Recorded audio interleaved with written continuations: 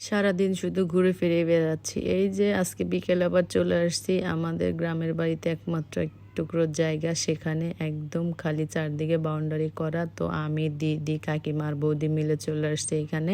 আর এখানে তো যেহেতু কচু গাছ আছে অনেক, আমরা কচুর লতি তুলতে আসছি, ঢাকায় নিয়ে যাব তার জন্য। তবে এখানে অনেক কচু গাছ ছিল কিন্তু তেমন একটা লতি পাই নাই, কারণ এর আগে বাড়ির থেকে এসে তুলে নিয়ে যায়, মানে আটকানো তো থাকে, তালা দেওয়া থাকে, কেউ বাইরের লোক তো আসতে পারে না, তো মা এসে নিয়ে যায়। তো অল্প পরিমাণে কিছু পেয়েছিলাম, সেটাই তুলে নিলাম। যেহেতু বৃষ্টি হয়েছে, অনেক বেশি কাদা কাদা ছিল আর অনেক বেশি মশার ভয়ে তো ভিতরে যেতেই পারতেছিলাম না, মানে মশা কামড় দিচ্ছিল, হাত আবার চুলকাচ্ছিল। যেহেতু কচু গাছ, তার মধ্যে থেকে সবাই মিলে কিছুটা পেয়েছি, সেটা নিয়েই নিলাম আর কি। এই যে বেশি পাই না, এর আগে অনেক বেশি ছিল কচুরলতি, তো এবার অল্প পরিমাণে পেয়েছি, সেটা নিলাম। তারপরে ছিল হলো এই যে ঘ্যাটকল, আমরা যেটাকে খারগন পাতা বলি, এগুলো প্রচুর হয়ে আছে।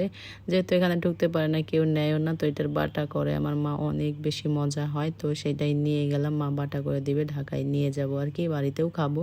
তো অনেক বেশি হয়ে আছে এটা, কিন্তু বাটা খেতে খুবই মজা। কে কে খান অবশ্যই জানাবেন, আমাদের তো বেশ ভালোই লাগে। আর আমার মা তো এটা অনেক বেশি মজা করে বানায়। এখান থেকে এখন তো কচুরলতি নিয়ে গেলাম, খারগন পাতা নিয়ে গেলাম, কিছুদিন পর হয়তো ভগবান যদি সবকিছু ঠিকঠাক রাখে, তো এখানে একটা ঘর তোলার ইচ্ছা আছে আমাদের। যেহেতু গ্রামের বাড়িতে আমাদের কোনো ঘর নেই, বাড়ি নেই, তো সেটাই করার ইচ্ছে আছে।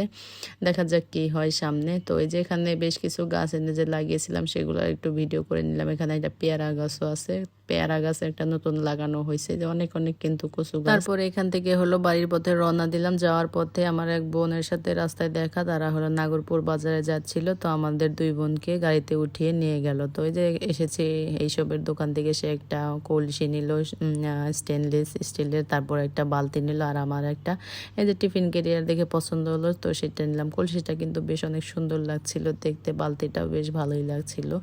স্টিলের জিনিসপত্র দেখতে বেশ ভালোই লাগে। তো কেনাকাটা করে তারপরে রাত হয়ে গেছিল আমাদের, 7টা 8টা বেজেছিল বাড়িতে যেতে।